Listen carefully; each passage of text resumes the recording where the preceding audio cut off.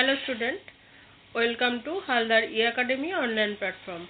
Haldar e academy online প্ল্যাটফর্মে আরও একবার তোমাদের স্বাগত। আমরা আজকে ক্লাস 8-এর পৃথিবীর অন্দরমহল সম্পর্কে পড়ব।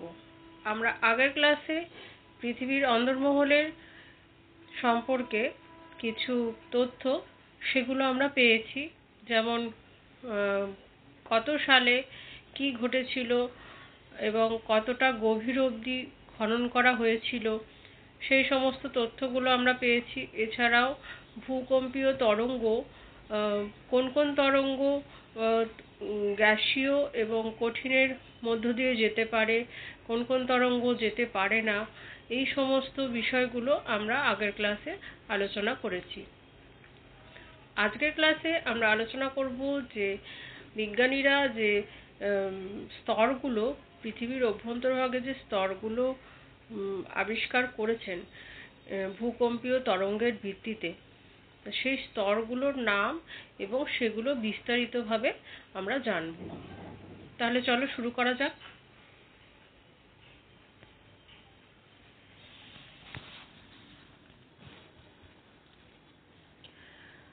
আমরা আগেই বলেছি যে পৃথিবীর অভ্যন্তরভাগ সম্পর্কে জানতে গেলে বা স্তরগুলো সম্পর্কে জানতে গেলে আমাদের ভূমিকম্পীয় তরঙ্গের গতিবিধি সম্পর্কে জানতে হবে, যেটা আমরা আগের ক্লাসে আলোচনা করেছি। তো ভূমিকম্পের যে তরঙ্গ সেগুলো কি কি হয় সেগুলো আগের ক্লাসে আমরা আলোচনা করেছি। তো সাধারণত ভূ অভ্যন্তর দিয়ে প্রবাহিত এই পি এবং এস তরঙ্গ, অর্থাৎ প্রাইমারি এবং সেকেন্ডারি ওয়েভ, যেটা সেই তরঙ্গের প্রতিফলন এবং প্রতিসরণের মাধ্যমে ভূ অভ্যন্তরের স্তরবিন্যাস আমরা জানতে পারি।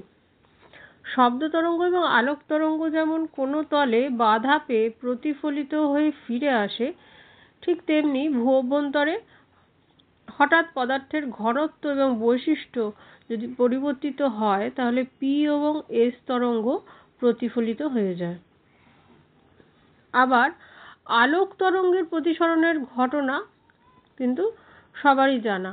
তাহলে সুতরাং এই পি এবং এস তরঙ্গের গতিবিধির মাধ্যমে আমরা ভূ অভ্যন্তরের স্তরবিন্যাস জানতে পারি। ভিন্ন ঘনত্বের মাধ্যম দিয়ে যখন প্রবেশ করে আলো, তখন কিন্তু গতিপথে যে পরিবর্তন হয় সেটাকে বলা হয় প্রতিসরণ। ঠিক তেমনি একইভাবে একটা ঘনত্বের শিলাস্তর থেকে যখন আর একটা ঘনত্বের শিলাস্তরের ভিতর দিয়ে প্রবাহ হয় এই পি এবং এস তরঙ্গ, তখন কি হয়, তখন যখনই একটা ঘনত্বের সীমারেখায় আসে তখন কিন্তু তরঙ্গের গতিপথ পরিবর্তিত হয়।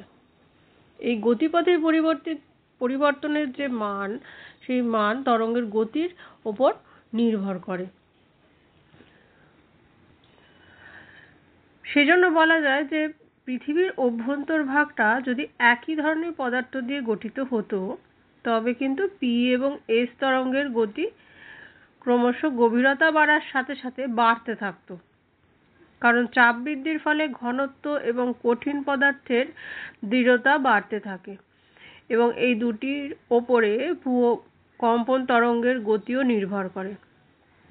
কিন্তু পি এবং এস তরঙ্গের হঠাৎ প্রতিফলন এবং এই প্রতিসরণ, এই ভিন্ন স্তরের মধ্যে যে বিযুক্তিগুলো আছে, অর্থাৎ যে সীমারেখাগুলো আছে, বিযুক্তি বলতে বোঝায় বিভিন্ন স্তর, সেই স্তরের যে সীমারেখা, অর্থাৎ ভূত্বক থেকে গুরুমণ্ডলের সীমারেখা, সেটাকে আমরা বিযুক্তি বলবো। আবার গুরুমণ্ডল এবং কেন্দ্রমণ্ডলের যে মাঝখানের যে জায়গাটা, সেটাকে আমরা বলবো বিযুক্তি রেখা। এই বিযুক্তি রেখাগুলোরও নাম রয়েছে, সেগুলো আমরা আসছি, সেইগুলোর নাম জানব। তাহলে আমরা এটা জানতে পারলাম যে এই ভূ তরঙ্গের গতিবিধি বা এর প্রতিফলন প্রতিসরণের মাধ্যমে কিন্তু আমরা এই ডিসকন্টিনিউটিস বা বিযুক্তিগুলোকে আমরা চিনতে পারি। এবং তারপরেই একটা স্তর, আলাদা একটা স্তর শুরু হতে থাকে। এবার আসবো ভূ অভ্যন্তরের স্তর বিন্যাসে। এখানে বলা হয়েছে যে বিজ্ঞানীরা পৃথিবীর অভ্যন্তরে প্রধানত 3টে স্তরের সন্ধান পেয়েছেন। সেই 3টে স্তর কি? এক হচ্ছে ভূত্বক, এক গুরুমণ্ডল বা ম্যান্টল। ভূত্বককে ক্রাস্ট বলা হয়, গুরুমণ্ডলকে ম্যান্টল বলা হয়, এবং একদম নিচে হচ্ছে কেন্দ্রমণ্ডল বা কোর। অর্থাৎ আমি যদি ছবিটা এরকম ভাবে আঁকি, এটা যদি ধরি পৃথিবীর একটা ফালি, তাহলে এই যে 3টে স্তর, এটা হচ্ছে ভূত্বক, 2 নম্বর হচ্ছে গুরুমণ্ডল, আর কেন্দ্রমণ্ডল।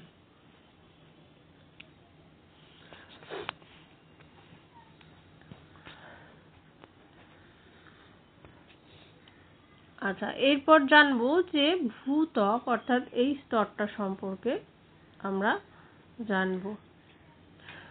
ভূত্বক গড়ে 5 কিলোমিটার ও মহাদেশের নিচে গড়ে 60 কিলোমিটার গভীর, যেটা তোমাদের বইতেই রয়েছে, এবং এর গড় গভীরতা হচ্ছে প্রায় 30 কিলোমিটার। মহাসাগরের নিচে প্রধানত সিলিকন আর ম্যাগনেসিয়াম দিয়ে তৈরি হলো সীমা বা সাইমা। এই স্তর তুলনায় ভারী। প্রধানত ব্যাসাল্ট জাতীয় আগ্নেয়শিলা এই স্তর গঠন করেছে, এবং এর ঘনত্ব হচ্ছে 2.9 গ্রাম পার ঘন সেন্টিমিটার। এই ভূত্বককে আবার 2টো স্তরে ভাগ করা যায়, যেমন হচ্ছে যেটার কথা এখানে বলা হয়েছে মহাদেশীয় ভূত্বক। মহাদেশীয় ভূত্বক আর একটা হচ্ছে মহাসাগরীয় ভূত্বক। মহাদেশীয় ভূত্বকের কথা এক্ষুনি যেটা আমি বললাম, যে প্রধানত সিলিকা এবং ম্যাগনেসিয়াম দিয়ে তৈরি মহাদেশীয় ভূত্বক, যেটাকে বলা হচ্ছে সাইমা বা সীমা। আর যেটা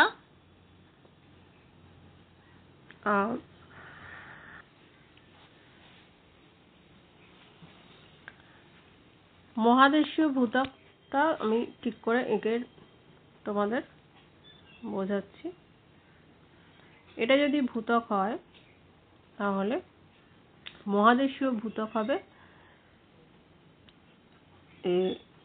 বা সাইমা হচ্ছে নিচের স্তরটা, আর ওপরের স্তরটা হচ্ছে শিয়াল বা সাইয়াল, যেটা গঠন করা হয়েছে সিলিকন এবং অ্যালুমিনিয়াম দিয়ে, এবং এটা গ্রানাইট জাতীয় আগ্নেয়শিলা এই স্তর গঠন করেছে, এবং এই স্তর সীমার চেয়ে হালকা এবং একটানা নয়। সমুদ্রের নিচে এই স্তর অনুপস্থিত, এবং সীমা ও মহাসাগরীয় ভূত্বকের ওপরে শিয়াল অবস্থান করছে। অর্থাৎ শিয়াল হচ্ছে হালকা এবং সীমা হচ্ছে তুলনামূলকভাবে ঘন বা ভারী স্তর। অর্থাৎ সীমাকে আমরা বলবো মহাসাগরীয় ভূত্বক, আর শিয়ালকে বলবো মহাদেশীয় ভূত্বক। শিয়াল হচ্ছে মহাদেশীয়, আর সীমা হচ্ছে মহাসাগরীয়।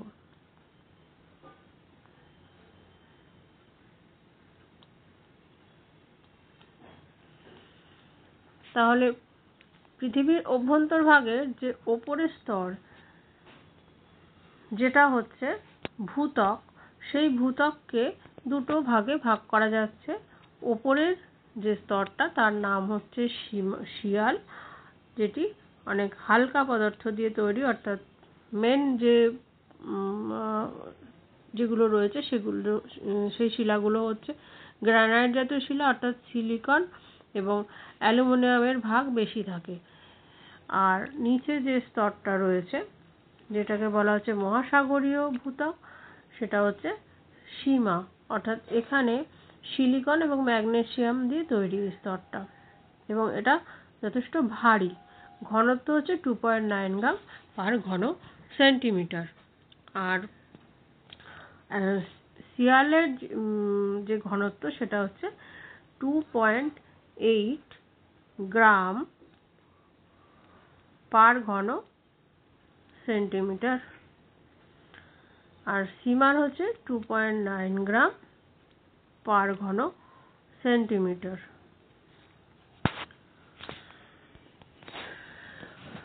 তাহলে এই যে আলোচনা, সেটা থেকে আমরা জানতে পারলাম যে ভূত্বক কি দিয়ে তৈরি এবং তার ঘনত্ব কিরকম এবং তার কোথায় কতটা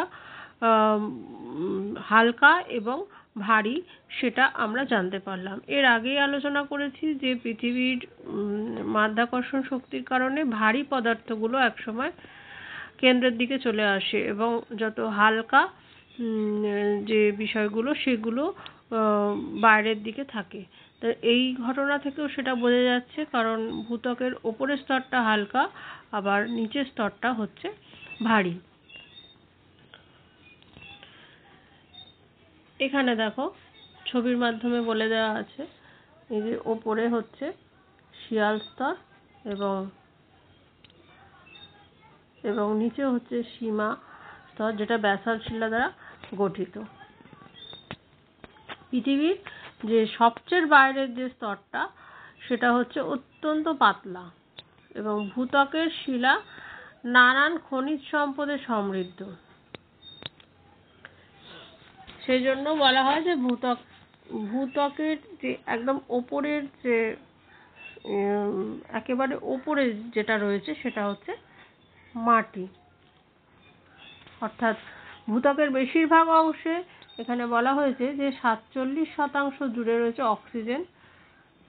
বায়ুমণ্ডলের চেয়ে অনেক বেশি অক্সিজেন পৃথিবীর ভূত্বকের সঙ্গে নানা রাসায়নিক অবস্থায় মিশে আছে এবং ভূত্বকের দ্বিতীয় প্রধান উপাদান হচ্ছে সিলিকন। আমরা ভূত্বকের দুটো স্তরেতেই কিন্তু এই SI বা সিলিকন পেয়েছি।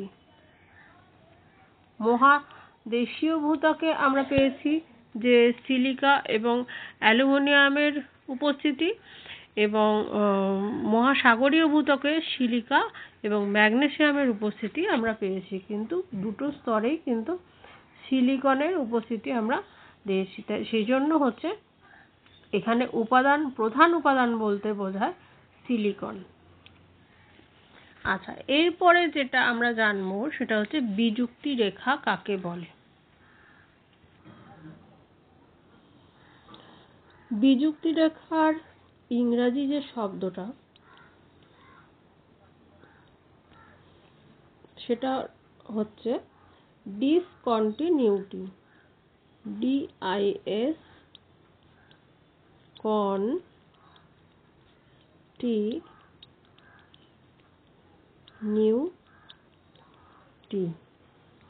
এর মানে হচ্ছে বিযুক্তি রেখা।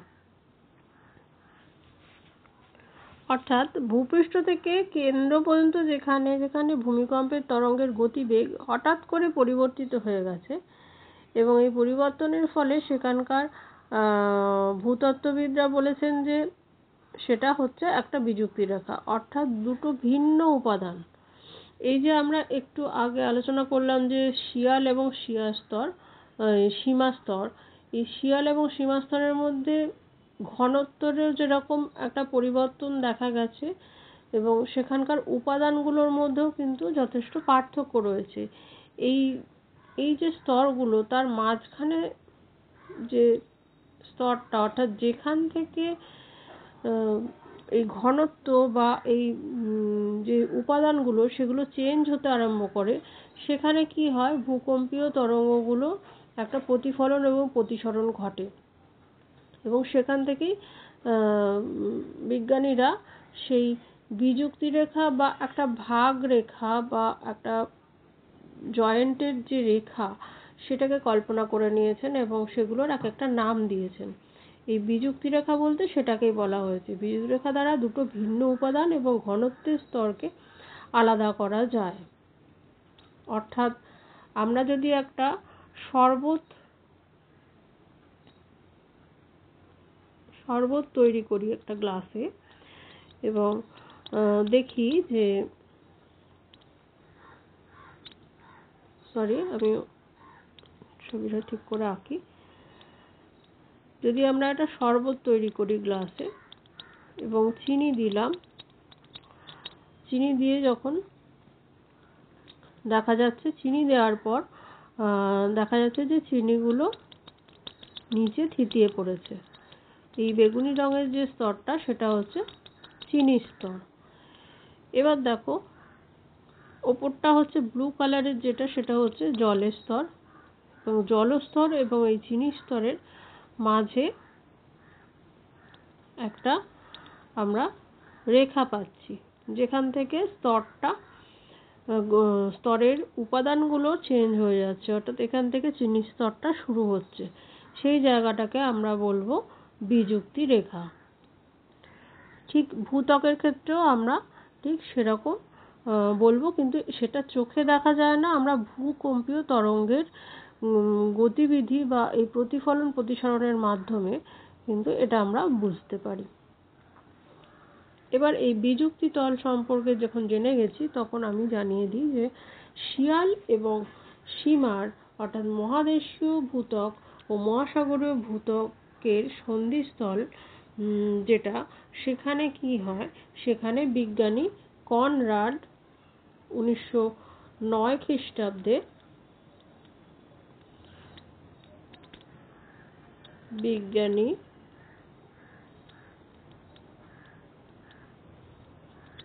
কনরাড একটি বিযুক্তি তলের কথা বলেছেন এই শিয়াল এবং সীমা স্তরের মাঝখানে, এবং এর বিস্তার প্রায় 0.018 কিলোমিটার। এখানে দেখা যায় যে পি তরঙ্গ 6.2 কিলোমিটার পার সেকেন্ড ও সীমাতে পি তরঙ্গের গতি 8 কিলোমিটার পার সেকেন্ড। অর্থাৎ দেখো সীমাতে কিন্তু গতিবিধি খানিকটা বেড়ে যাচ্ছে পি তরঙ্গের গতি, সেজন্য এখানে একটা ঘনত্বের চেঞ্জ হচ্ছে। আর এই বিযুক্তি রেখাটা কিন্তু সমভাবে বণ্টিত নয়, কারণ সমুদ্রতলের কাছাকাছি ও পার্বত্য যে ভূপৃষ্ঠের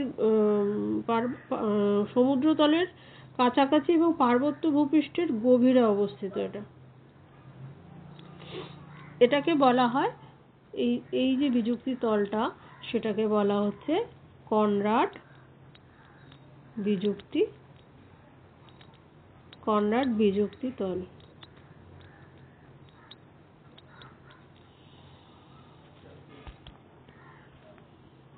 তাহলে নেক্সট আমরা চলে যাচ্ছি পরের পর্যায়ে।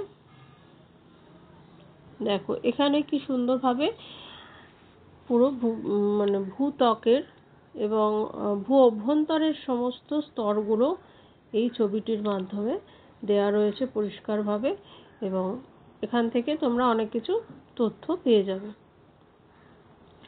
আচ্ছা, এরপরে যে স্তরটা আমরা ভূ অভ্যন্তরভাগের ওপরের স্তর, সব থেকে ওপরের স্তর যেটাকে বলা হচ্ছে ভূত্বক, সেটা সম্পর্কে আমরা জানলাম।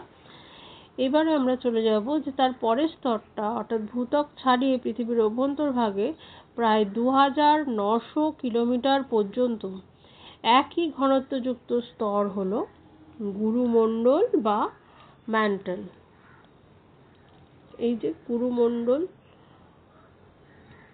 গুরুমণ্ডল এবং ম্যান্টল, এই স্তরের উষ্ণতা কত? 2000 ডিগ্রি সেন্টিগ্রেড থেকে 3000 ডিগ্রি সেন্টিগ্রেড, এবং এখানে পদার্থের ঘনত্ব হচ্ছে 3.4 থেকে 5.6 গ্রাম পার ঘন সেন্টিমিটার।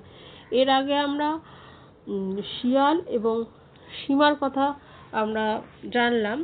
দেখো ঘনত্ব আস্তে আস্তে কিরকম বাড়তে থাকছে। শিয়াল এবং সীমা স্তরে দেখেছি যে ঘনত্ব কিরকম, একটাতে ছিল 2.8 আর একটা ছিল 2.9, গ্রাম পার ঘন সেন্টিমিটার। তাহলে এখানে দেখছি 3.4, অর্থাৎ অনেকটা বেড়ে গেছে, 3.4 থেকে 5.6 গ্রাম পার ঘন সেন্টিমিটার। এবং এই যে স্তরটা গুরুমণ্ডল যাকে বলা হচ্ছে, সেই গুরুমণ্ডলের প্রধান উপাদানগুলো হচ্ছে লোহা, নিকেল, তারপরে ক্রোমিয়াম, ম্যাগনেসিয়াম আর সিলিকন তো রয়েছেই। সিলিকন সব কিছুরই প্রধান উপাদান বলে মনে করা হয়।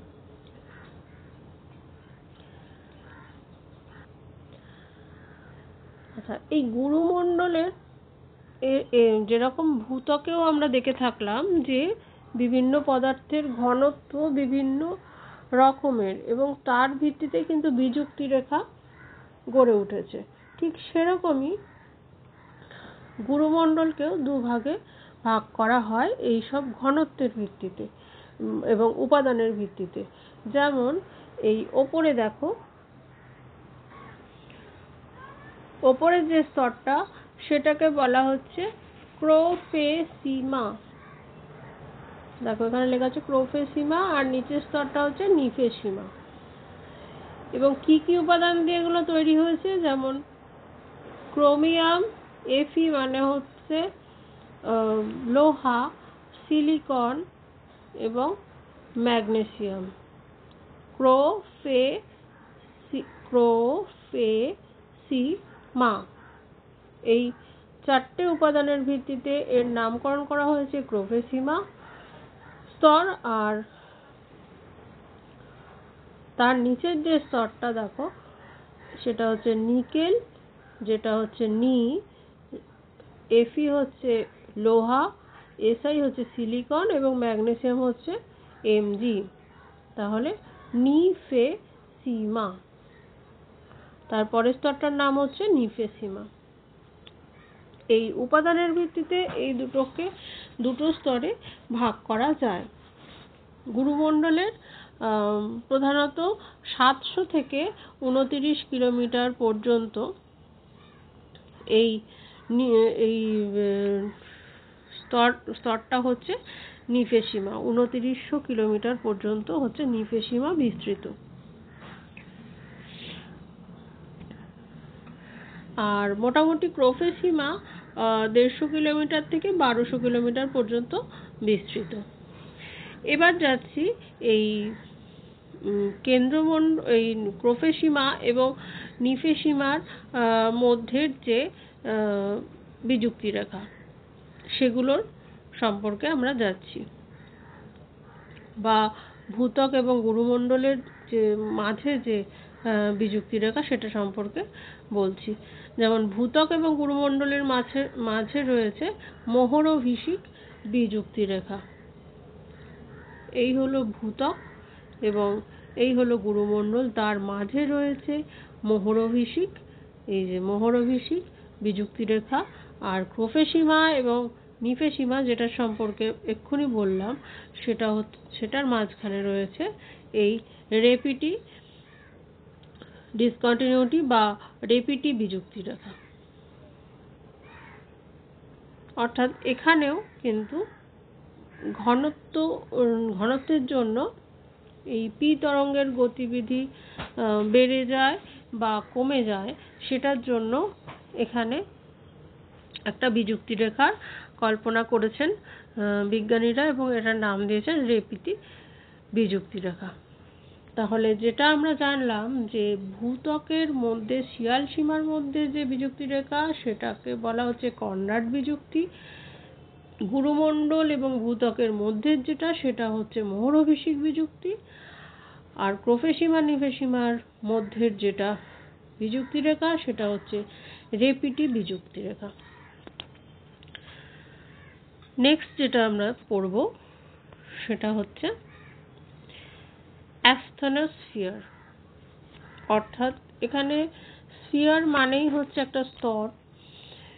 এই স্তরটা ভীষণ একটা গুরুত্ব রয়েছে, যেটা ভূপৃষ্ঠ থেকে 60 থেকে 200 কিলোমিটার অভ্যন্তরে, বা কিছু কিছু ক্ষেত্রে 200 থেকে 600 কিলোমিটার পর্যন্তও হয়, সেই গুরুমণ্ডলের ওপরের যে স্তরটা একটা থকথকে সান্দ্র বলতে একটু আঠালো থকথকে পদার্থ বোঝায়, এবং প্লাস্টিকের মতো দুর্বল একটা স্তর রয়েছে, যেটাকে বলা হয় অ্যাসথেনোস্ফিয়ার, বা বাংলায় বলা হয় দুর্বল স্তর বা ক্ষুব্ধমণ্ডলও বলা হয়। এর তিনটে নাম রয়েছে, কিন্তু একটা হচ্ছে অ্যাসথেনোস্ফিয়ার, একটা হচ্ছে দুর্বল স্তর, আর একটা যেটা বলা হয় সেটাকে হচ্ছে ক্ষুব্ধমণ্ডলও বলা হয়, ক্ষুব্ধমণ্ডল।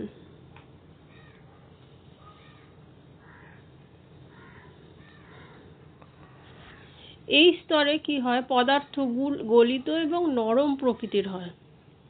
কেন এখানে গলিত এবং নরম প্রকৃতির রয়েছে? যেমন অত্যধিক তাপ এবং চাপের মধ্যে এখানকার শিলা কি হয়, অর্ধতরল বা অর্ধ কঠিন অবস্থায় রয়েছে, মানে কঠিনও নয় আবার খুব তরলও নয়, একটা আঠালো থকথকে অবস্থায় রয়েছে। ঠিক যেরকম একটা পিচের মতো একটা পদার্থ, বা চিনির শিরার মতো যেটা আঠালো, সেই রকম একটা পদার্থ এখানে রয়েছে। এবং ভূগর্ভের তাপে এই পদার্থগুলো উত্তপ্ত হয়ে ওপরের দিকে উঠে আসে, এবং সেটা কি হয়, অনুভূমিকভাবে প্রবাহিত হতে থাকে। অর্থাৎ এই যদি অ্যাসথেনোস্ফিয়ার হয়, অ্যাসথেনোস্ফিয়ারে যেটা পদার্থগুলো কি হয়, এখানে প্রচণ্ড চাপে এবং তাপে ওপরের দিকে উঠে এসে আবার কিছুটা ঠান্ডা হয়ে নিচের দিকে নেমে যায়, আবার কিছুটা ঠান্ডা হয়ে ওপর থেকে আবার নিচের দিকে নামতে থাকে। এইভাবে একটা পরিচলন স্রোতের, দেখো এখানে পরিচলন স্রোত একটা সৃষ্টি করেছে।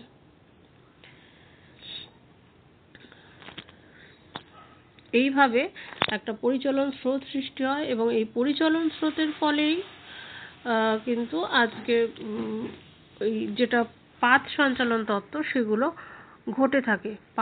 পাত বিভিন্ন ধরনের মহাদেশীয় পাত এবং মহাসাগরীয় পাতগুলো সঞ্চরণশীল এখনো পর্যন্ত। এইটার কারণটাই এখানে বলা হয় যে অ্যাসথেনোস্ফিয়ারের পরিচলন স্রোতের জন্যই এই পাতগুলো কিন্তু সঞ্চরণশীল। তাহলে এই যে স্তরটা সেটাকে বলা হচ্ছে অ্যাসথেনোস্ফিয়ার, এবং এর গুরুত্ব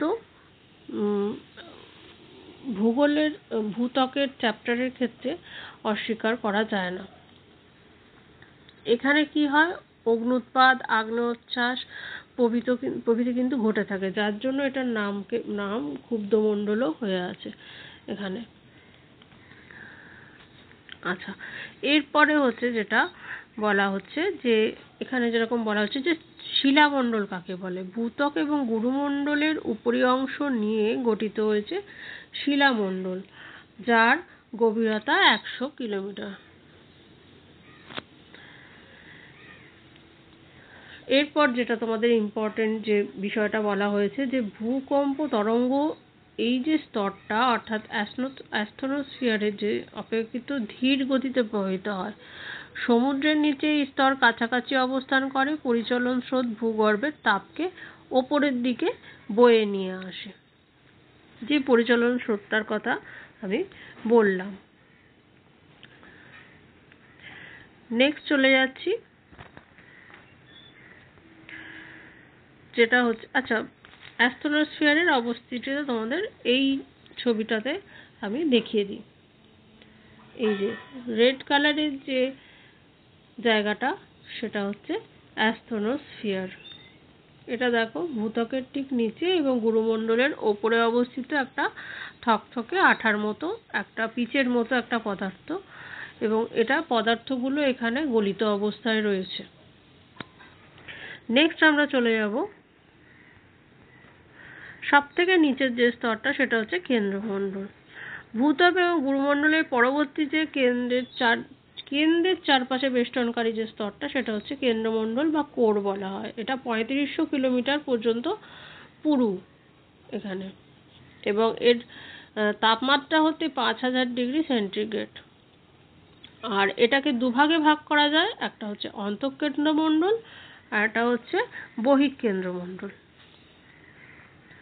অন্তঃকেন্দ্রমণ্ডল 5100 কিলোমিটার থেকে প্রায় 6370 কিলোমিটার পর্যন্ত গভীরতা দেখা যায়, আর কেন্দ্রমণ্ডল হচ্ছে 2900 কিলোমিটার থেকে 5100 কিলোমিটার পুরু। এবং কেন্দ্রমণ্ডলে দেখা যায় যে চাপ, তাপ এবং ঘনত্ব অন্তঃকেন্দ্রমণ্ডলের তুলনায় কম, এবং এই স্তর অর্ধকঠিন অবস্থায় পৃথিবীর অক্ষের চারদিকে আবর্তন করছে। আর অপেক্ষাকৃত চাপ, তাপ এবং ঘনত্ব সবটাই বেশি হচ্ছে অন্তঃকেন্দ্রমণ্ডলে।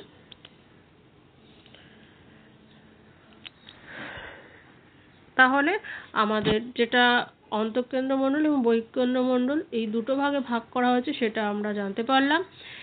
এবার হচ্ছে গুরুমণ্ডল এবং কেন্দ্রমণ্ডলের মাঝে একটা বিযুক্তিতল রয়েছে, যেটা হচ্ছে গুটেনবার্গ বিযুক্তি রেখা নামে পরিচিত। আবার কেন্দ্রমণ্ডলের ভেতরের স্তর অর্থাৎ অন্তঃকেন্দ্রমণ্ডল, এই যে বলা হয়েছে অন্তঃকেন্দ্রমণ্ডল এবং বহিঃকেন্দ্রমণ্ডল, তার মাঝেও একটা স্তর রয়েছে যেটার নাম হচ্ছে লেহম্যান বিযুক্তি রেখা। তাহলে এই সমস্ত বিযুক্তি রেখাগুলো কিন্তু আমাদের পৃথিবীতে অবস্থান করছে।